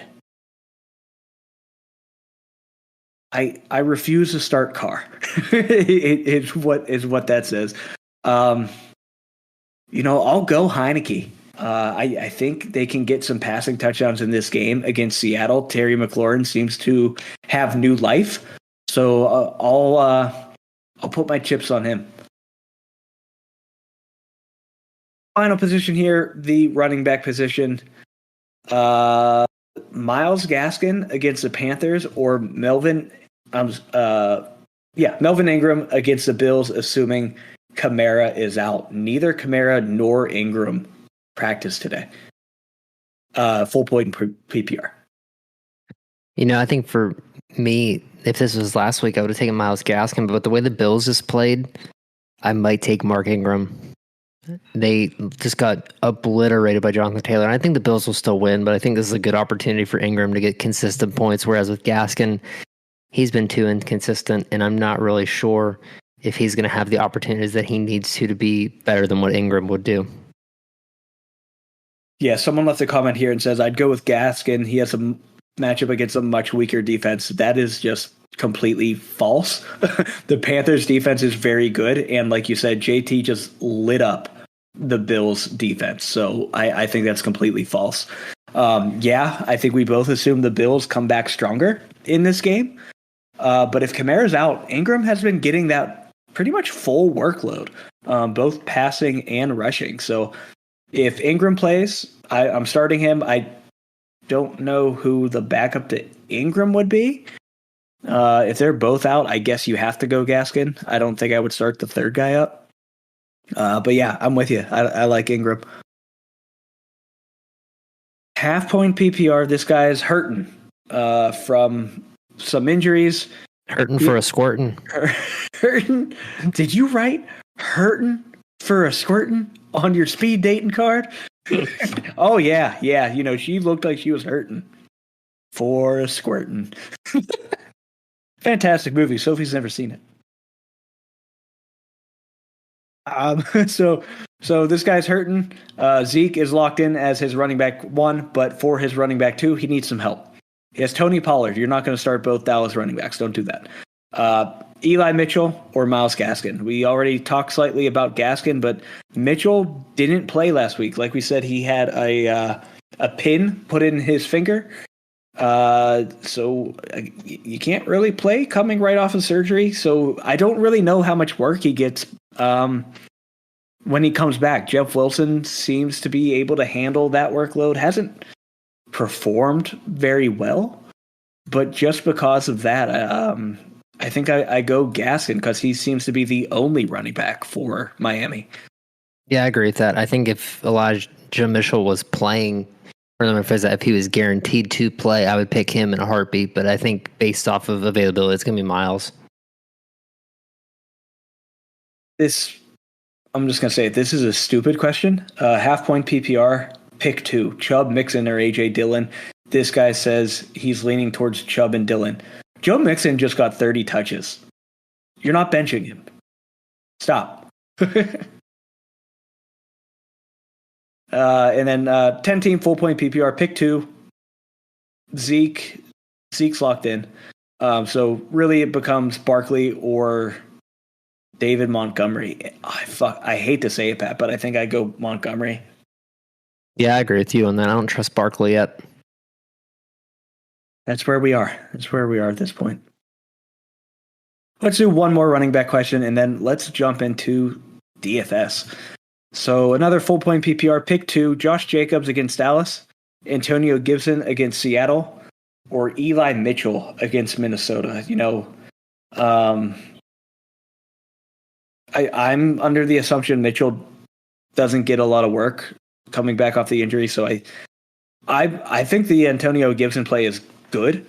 We talked earlier about Seattle giving up, I think it's like top 3 points to the running back position. So I like Antonio Gibson a lot. I don't like Josh Jacobs, but I think you have to start him here.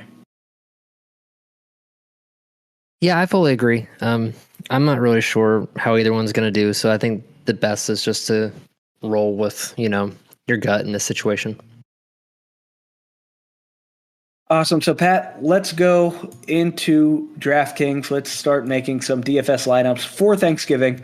Another note here. We talked about it earlier about how our profits for the Thanksgiving games are going to go to Awesome Pets Alive. We're also going to be putting 50% of our profits for the Thanksgiving games from these lineups we make. Those are also going to go to the puppies at Awesome Pets Alive. So, Pat, let's make some lineups here. And again, we will share these lineups on Twitter. Pat, the way I've kind of been doing it recently is I have a spreadsheet that I share the link to, and then people can just straight up copy them and put them into their DraftKings lineups. I think that's just been easy, and we've been getting some decent interaction on there. We can look at some analytics on the Google Sheets, and people are taking advantage of these lineups, which is really neat to see, I think. All right, Pat, so let's make 3 lineups here, and then the remainder of our lineups will be available. I'll post a spreadsheet on our Twitter. We can also just link it in the descriptions here. But, let's build a lineup.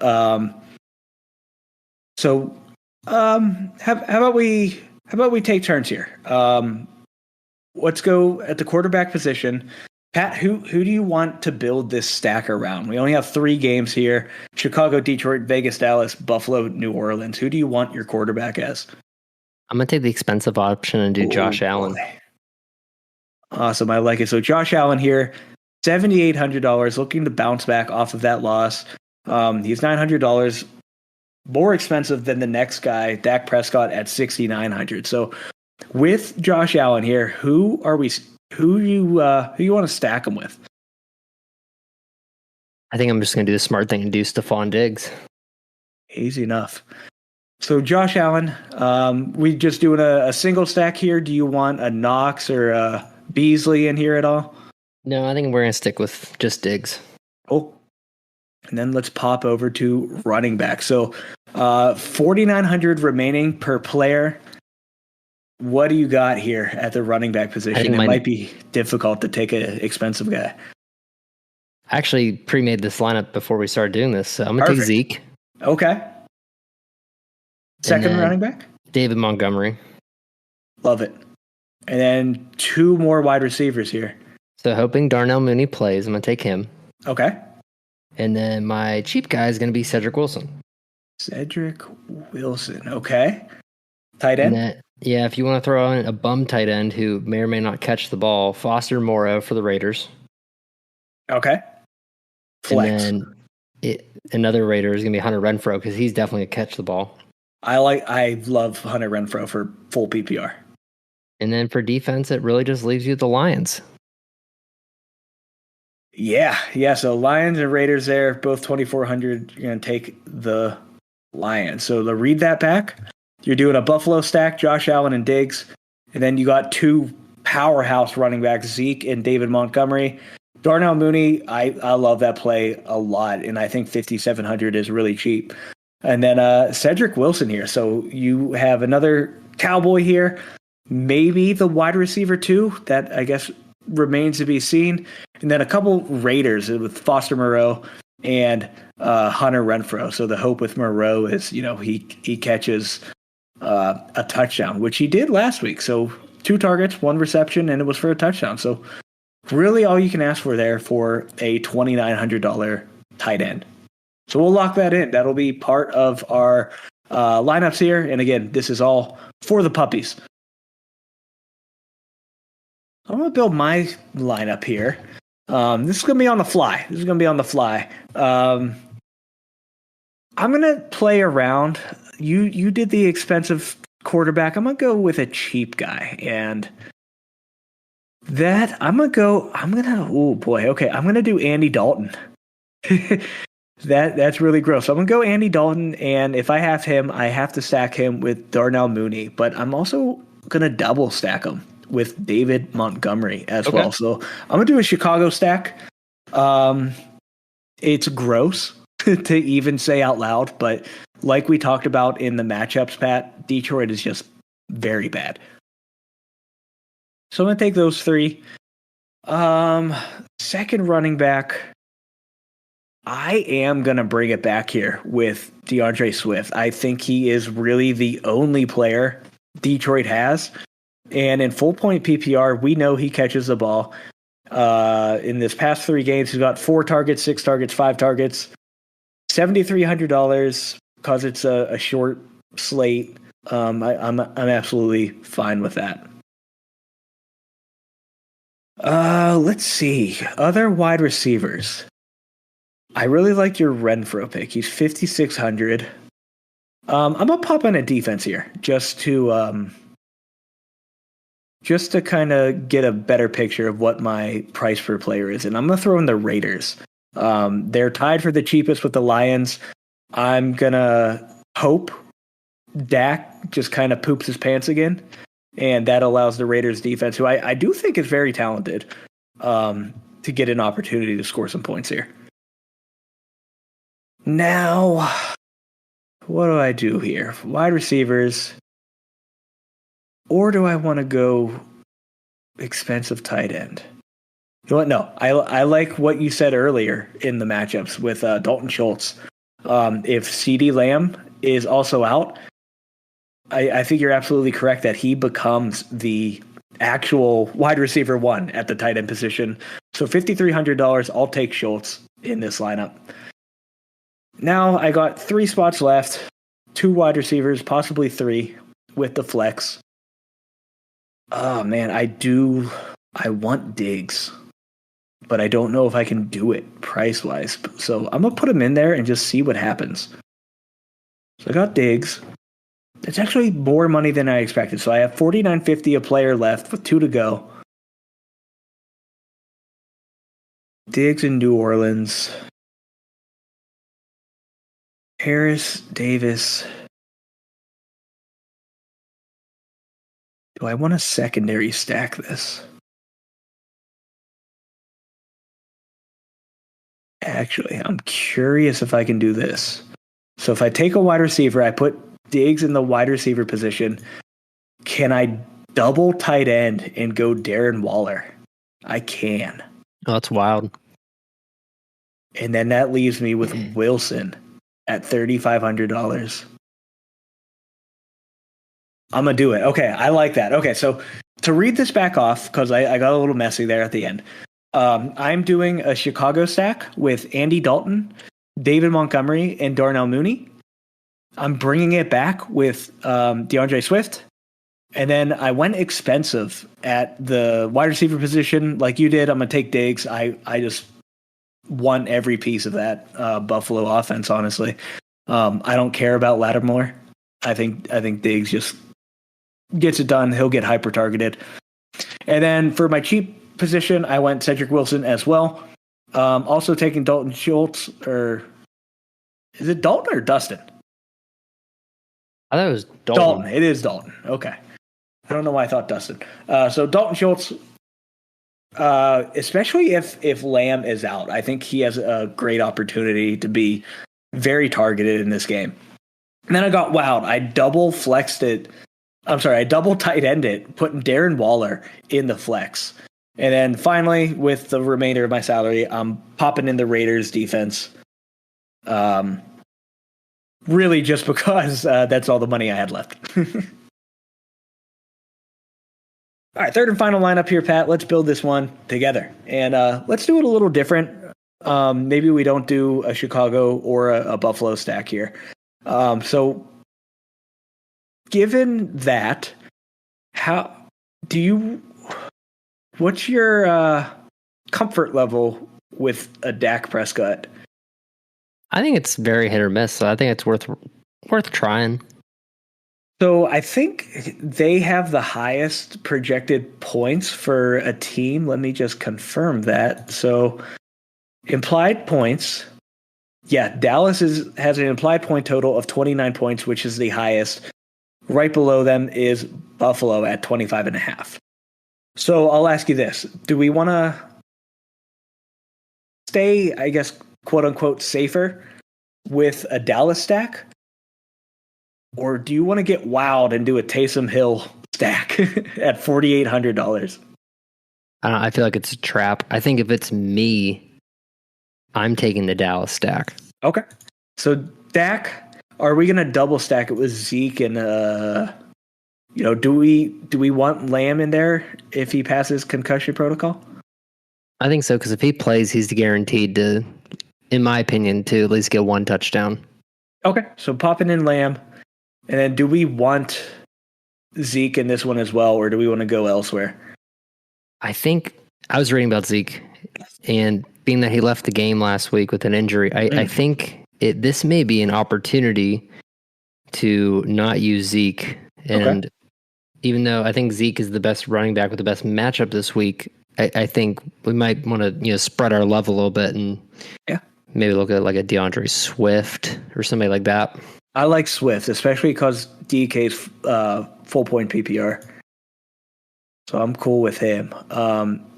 Second running back, I am surprised that Montgomery is $6,000. That just seems cheap to me. I guess he only got 7.7 against Baltimore and then 10 against Pittsburgh. But I think both of those are two very difficult matchups for running backs where Detroit is giving up the third most points to the running back position. So I kind of think I like Montgomery here. Reading off the rest of these running backs, I don't really trust them. Jacobs, Singletary, Moss, Drake, Pollard. I feel like this is a position we kind of have to put money into. Yeah, I agree with that. I feel like in this situation, if it's not like a Cleveland or a team, we talked about maybe the Jets kind of have a situation where you have like the pass catching back. None of these teams really have that. Dallas might, but they don't really use Tony Pollard that often. So I think you have to invest in the big guys to make sure it's worth your time. So given that we have 4,580 to kind of throw around at the rest of these positions here, for the wide receivers, we both put Diggs in our lineup. We got Lamb in this one, and of course we'll have to switch that out if he doesn't play. Any other wide receiver you want to take a dart throw at? If we're going for that $75,000 grand prize here, we need a player that no one else is gonna have. Anyone in mind? Yeah, and I mean, for me, I'm not really sure if it's a smart pick, but if we're going for somebody cheap that could be very random, a guy who's always he's gotten double digits multiple times this year is Deontay Harris from the Saints. And the only reason I'm thinking that is because he's $3,700, and why not? Because the Saints wide receiver core is very random, especially if Alvin Kamara's out. It could be very interesting to see what happens with that. Yeah, that's fine. And he's getting targets, it looks like, if we're looking at the past 5 targets, 4 targets, 8 targets, and even before that, 7 targets. So he's been getting opportunities. So I don't know if he's more of like the downfield, launch the ball type player or what, but I think that's absolutely fine. And like you said, it's kind of random with these wide receivers in New Orleans. So we'll pop him in there. That gives us a bit more money to play around with. So I'll put in a random shot here as well. And that random shot, what are your thoughts on Marquise Goodwin? If Dalton is back starting, he targeted him 8 times. He caught half of them, 104 yards and a touchdown. I don't expect him to repeat that, but that's a lot of targets. And now I guess really the big question becomes, is Allen Robinson back? He did not practice on Tuesday. So how do you feel about a shot on Marquise Goodwin? Yeah, I think it's totally worth rolling the dice, especially because Robinson and Mooney are both questionable. So at worst case, you change it last second. Then going in, let's just run down the line here. Tight end, there's, in my mind, only 4 to really choose from and be confident. Waller, Schultz, Hawkinson, and Knox. Knox is at $4,400, Pat, and you talked about him earlier. how he's been targeted. He got 10 targets last week, caught 6 of them for 80 yards for 14 total points in PPR. What do you think of throwing him in this lineup? And then, I mean, we can change it up later if we have more money to kind of throw around, but I feel like that's a cheap option at the moment that has high upside. Yeah, I totally love it here. I think he's going to have a great game. And like you said, he definitely gets the volume. So he has a great opportunity to maybe not be the number 1 tight end, but definitely worth his value. And then I just put in the cheapest defense here because I was curious. So if we put in the cheapest defense, either the Raiders or the Lions, whoever we choose, and again, we don't have to pick the cheapest defense, but I did it just to see. We still have $8,600 that we could spend. So that could get us a Zeke. That could get us a Diggs. Or if we want a Waller, and then we can kind of upgrade our other positions. So expensive, like maybe a high-owned player. Who would you rather take? I kind of throw out Waller here. So to me, Diggs or Zeke? I know we kind of decided not to take Zeke. So does that make you lean towards Diggs? Yeah, just based off the fact that Zeke is questionable. And like we talked about, you want to pick people who aren't being as picked often. But in this situation, Stephon Diggs is a guaranteed asset, and I think in this situation we have to pick him. I like it. So popping in Diggs here, likely a lot of passing work as well. So that it doesn't scare me to have both Knox and Diggs. I think they combined for like 20 targets last week. So we just said Knox got 10, Diggs got 6, so 16 combined targets. That's fantastic. So we have $700 left, and there's a few places we can put it here. Do we want to upgrade our defense? In all of our lineups so far, we've taken the cheapest defense. So if we didn't go Raiders, we can afford all of them except the Cowboys. So Bills, Bears, Saints, Lions, Raiders. Anyone that really sticks out to you? Kind of in my mind, I see the Bears just because they're up against Detroit, but I'm not sure what you think about that. I was going to say the Bears or the Bills, depending on how you wanted to approach it. So Bills scared me last week, but let's see how they've done. So they got -4 last week. So if we exclude that, they got 12 against the Jets, 8 against Jacksonville, and then 12 against Miami. So those are pretty good. But I also think the Saints are a more difficult matchup than those 3. Whereas the Bears have put up 9, 11, -1, -2. The -2 was against Tampa, -1 against San Francisco. They put up 11 against Pittsburgh and 9 against Baltimore. So that's kind of reassuring here. And if we want to play the game, if Tim Boyle's starting, I think I prefer the Bears. Okay. Yeah, I'm cool with doing that. And then we have another $100 laying around. So, let's kind of screw around and see if there's anywhere we can upgrade. If not, I think this looks good. So tight end, no. Wide receiver, if we got rid of Goodwin, we could upgrade to Bryan Edwards. I think I like Goodwin more than Edwards. Pat, do you agree? Yeah. If we didn't do Harris, we could upgrade to no one. So Harris, it's fine. CD, I think we got to keep him. I think that's a solid play. David Montgomery, I like him. I don't want to change him. I don't want to change Swift, and we built this whole team around a Dallas lineup. So Pat, I think this is it. Okay. Yeah, I think we made a good choice in these. So read it off.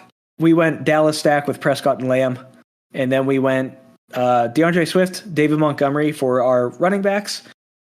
Harris and Goodwin and Lamb. I'm sorry, Harris and Goodwin as our other wide receivers. Well, in the wide receiver position. Dawson Knox in the tight end position. And then we went Stephon Diggs for the flex. And then we're going Bears because the Detroit Lions are very bad and give up a lot of points defensively and offensively. But I think, yeah, I like this lineup quite a bit. So that's going to be the 3 that we make here on this podcast. Again, we're going to have 17 more that we're entering into this mini wishbone tournament is what it's called here on DraftKings. All of those will be posted if you would like to tail. But we did it, Pat. That was our mega episode. Everything into one. I'm losing my voice here. I'm really surprised I didn't have a coughing attack like I expected. But that'll do it for the week. Best of luck. You can follow us on Twitter at SWTN_podcast, Instagram, TikTok, YouTube, all at Sleeping with the Numbers. You can check out our action networks. We each have one, myself, the podcast, Pat, the machine learning model. All of the links are in our descriptions.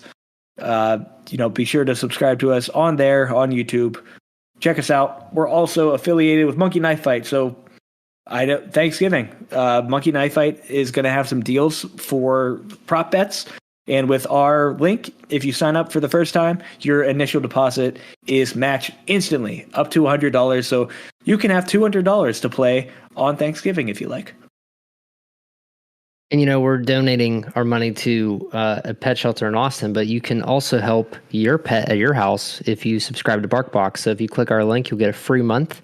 They're themed subscription boxes that provide dog treats and toys and all kinds of cool stuff for you and your pet. And like I said, click our link, you'll get a free month, and it's definitely worth a try. That'll do it for the show. Happy Thanksgiving, and we'll be sure to keep you updated with how our charity drive goes for Austin Pets Alive. We're